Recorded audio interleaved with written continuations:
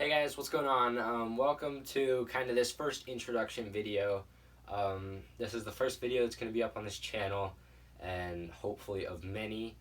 But today we're kind of just going to be talking about high school golf and what happened last season, along with what I want to happen in this upcoming season. So improvements from last year compared to over the summer last year were definitely very, very dramatic. Everybody improved in some way or another that helped them out during the season, whether that's mentally, from a confidence standpoint, or in a mechanics standpoint where they kind of got different parts of their game figured out.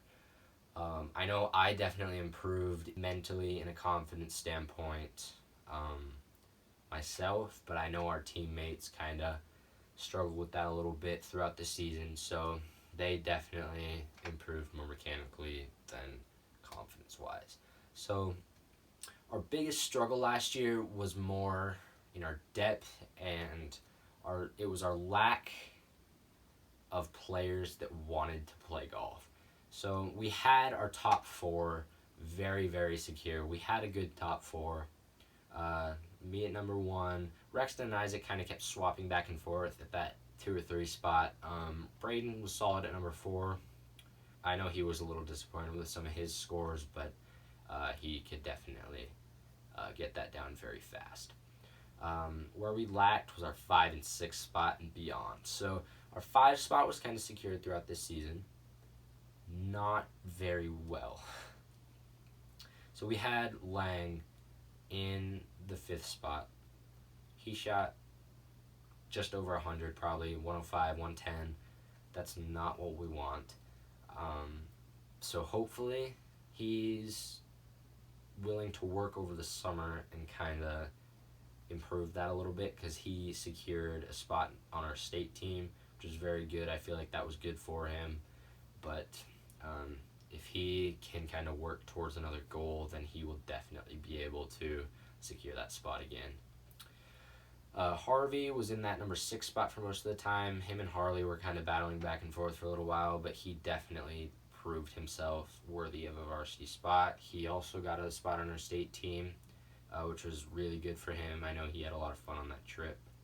But if we can get him fine-tuned a little bit, he will definitely have a lot better time for that. So that's great, and I think that was good for him. But beyond him, everything fell apart instantly.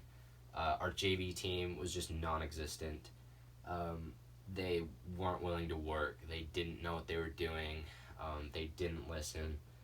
It's just kind of all those things that you need in a player that just weren't there. So hopefully in the next upcoming season we don't have any more of that, because I was very disappointed in them.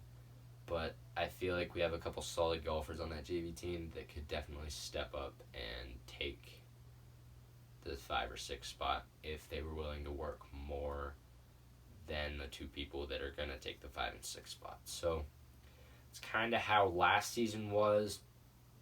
And now I'm going to kind of get into a little bit about how our upcoming season needs to plan out, and how I want it to go, and where I want everybody to be.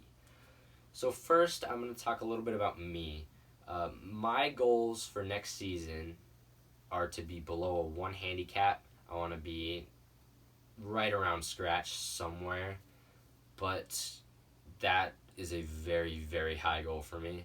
I'm currently on a 3.1. The season's over. That's hopefully where I'm going to start again at the beginning of next season. But that's kind of where I'm at next season. I definitely want my scoring average to be below 78. It was very low 80s this year, but I want it to be below 78. Because that's kind of where we compete at a tournament standpoint. That's where I should be as a leader of the team, compared to where I want everybody else to be.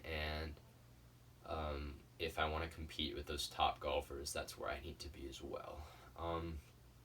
That's kind of just a thing that I need for my personal confidence, but if it doesn't happen right away, it'll be fine.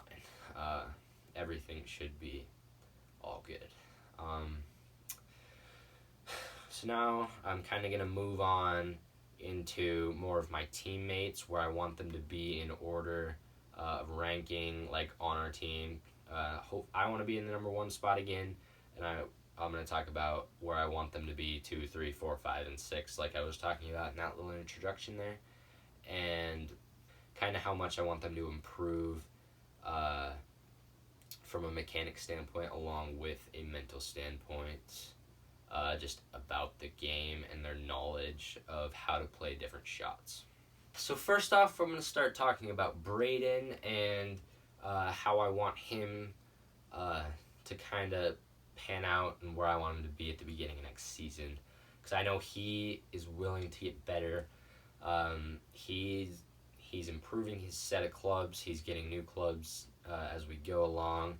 He's going to get fitted. He's going to do all these things. So he's one of those people that I know wants to get better. And I think he, from a personal standpoint, in my opinion, is that he could be right up next to me if he works over the summer. He could be shooting right around 80 consistently if we can get him mentally and mechanically where he needs to be. So I want him to be a solid 2 spot, because last season he struggled a little bit in the tournaments, in tournament play, but he is a much better golfer than what he showed. He knows how to play the game. He hits the ball far. He has a good short game. I think personally he can work on his mid game a little bit, but that's obviously something that we can work on over the summer. So that's perfect. That's something that he can focus on. His ball striking can get better. His shot shaping can get better. He can work different types of shots, and that'll just make sure he can shoot those lower scores compared to last year. So my goals for him, I think he should get into the handicap system. He should buy himself a handicap. Obviously it's cheap, so that's not a problem, and I think he'll be able to be working in that number 2 spot very well. He'll have to compete for it from Rexton and Isaac, but I think he will be able to secure it pretty well. I think he has the talent to go a long ways with this sport. So moving on to the number 3 spot and technically 4 spot, I'm going to kind of merge them into one, because I want Isaac and Rexton to be competing at the same level. I think Isaac has a great future if he can work on it in this next 6 months. He can if he can put on a little bit of weight, doesn't have to be a lot, but if he can put on a little bit of weight and get his swing speed up and get his swing tuned in just a little bit. There's a couple things that I would like to work on with his backswing, his takeaway, but they're pretty easy fixes once you get used to them. So I think he will be able to be a very consistent golfer, and I want him to be shooting right around 85, maybe, right around mid-80s. I think it's a good spot to be aiming for next summer and beginning of next fall when our season starts. So it's kind of what I want about Isaac. He had a good last season. He averaged just over 90, I think. He unfortunately couldn't make our state tournament because he had another sport that he prioritized over golf, but hopefully that won't be the case this year. Braden also had that, but I think we should have that problem sorted out this year. I think he can be shooting mid-80s and be a very solid 3 spot or 4 spot, depending on how Rexton does. That's my next point. I think he has, along with that, I think he has a great swing too. I think he has a unique swing that he makes work, and he can hit the ball very well. He has a one-plane swing that he can utilize to shape the ball in many different ways. If he can get his power and swing more controlled, then that will be great for his scores. If he can do that off the tee instantly his shots or his score will be going down into the 80s. I can almost guarantee that, because that is one of his problems, and that's part mental, but it's mechanics standpoint as well. But if he can get his confidence dialed in and he can get his swing and control figured out, he will instantly improve a couple shots. He has a good short game. He does. His iron striking could definitely get better, but that's same with Braden. Like I said before, that's something he can work on over the summer. That's an easy thing to work on. You just hit balls over and over and over, and you just try and hit the center of the club face. You do it when it's cold, you do it when it's hot. You just get used to that feeling of hitting the center of the club face, and it'll be so much better when the season rolls around, and those two will be able to work those mid-iron shots. So Isaac and Rexton, the 3 and 4 spots, I think they'll be swapping back and forth, shooting mid-80s, and they kind of, just depending on where they're at mentally, I think is what's going to decide that throughout the season. But I think they will definitely be in a good spot, which they'll definitely be able to compete for that number 2 spot too. For Braden, I think he'll be right around where they'll be. I'm hoping he can tune everything in, but I think they'll all be in a solid spot for next season. So as we say that, I'm going to move into the number 5 spot with Harvey, and he's just an amazing golfer because he's a baseball player. He has the right knowledge of the baseball swing to where he knows how the golf swing works as well. So if we can work on a couple things and just fine-tune those things and give him a little bit more knowledge, then he will be able to hit the ball very far and control those short game shots, those small chips, those mid-range chips, and his putting is already pretty good. So if we can just get those things kind of dialed in, he will definitely be a great number 5 spot to have. Last year, he showed work ethic very, very well. He definitely can improve a couple things with his mid-iron shots, just like Rexton and Braden, like I said, but that's just going to come over the summer. That'll be a lot better when the season rolls around. So if we can just get a couple things with his downswing and his move through the ball and get the club face squared every time, then he will definitely be a very consistent golfer. His average last year, I think, was just over 100. So I think we can definitely get that down 95, maybe even low 90s, if he's willing to work like he was last year. So I'm hoping that will be enough to get him secured into that 5 spot and give us a little more depth on that 6 spot. But that's definitely something that I'll have to talk to him about. I haven't talked to him about it at all, but I think it'll be an easy goal to work towards. So moving on to the number 6 spot, I think Harley will definitely have that secured. Maybe him and Lang will go back and forth a little bit. Maybe even Jordan, if Jordan can work. But the consistency levels in Harley is definitely better than Lang and Jordan. So I think the depth throughout the number 6 spot could be very good. I think we could have 3 people rotating through that and maybe even moving into the number 5 spot a little bit. But we'll have to see. Because Harley's main problem, he hits the ball pretty straight. That's because he doesn't have much power behind his swing. So if we can get that power tuned in and we can get his backswing tuned in, just get his control of the club face and the club head figured out, then he will definitely be able to secure that number 6 spot, shooting right around 100, I think. But I think we can get Lang and Jordan shooting right around that 105 too. Lang can definitely compete with Harley.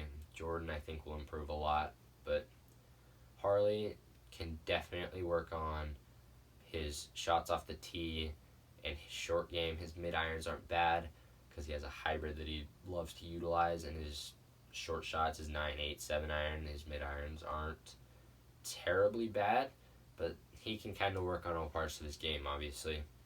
So he can put some power behind the ball if he swings out of his shoes, but that's not what we want. We want him to have a controlled swing and have the ball going down the fairway with low spin, which is fine if he doesn't. His swing speed's probably right around 90 miles per hour with the driver, so that's not what we want. But if it can get the ball up towards 240 yards, 250 yards, that'll be fine. That is good, because from there, even into par fours, he can play that hybrid shot. He can put it just short of the green. If we can get his short game figured out, he can chip on and two-putt for bogey. That's really all we need from him. If we can get him playing bogey and double bogey golf, that's very, very good for shooting right around 100. So that will be great for him. We just need to get his shots a little more controlled, get his swing path a little more predictable. It's kind of all over the place sometimes, but it'll definitely be good. So that'll add a bunch of depth onto our team if we can get Lang and Jordan along with Harley in that 6th spot. Because if we can get Harvey selected in that 5 spot, then we have a bunch more to work with in that 6th spot, because then Harvey knows that he's going somewhere and that he's getting better and he can work harder. That'll be great. So everything I've talked about is kind of just my personal opinion on everything. I don't know what everybody else thinks of it. I can maybe get another video out soon with their opinions, but this is all me. This is what I noticed last year. And I think everybody will have the work ethic to be able to take their game to the next level. So I think Isaac, Braden, Rexton, Harvey, and Harley are all going to be solid golfers next year. But that's just what we need to do. That's just what we need to do as a team, and that's just what they need to do as individuals. So thanks for watching this video, guys. I really hope you did enjoy. That's just my personal opinion on everything. I don't know what the others think about it, but I'll probably have another video out soon with what they think and kind of just what they want from next year. So thanks for tuning in. I will see you guys in the next video.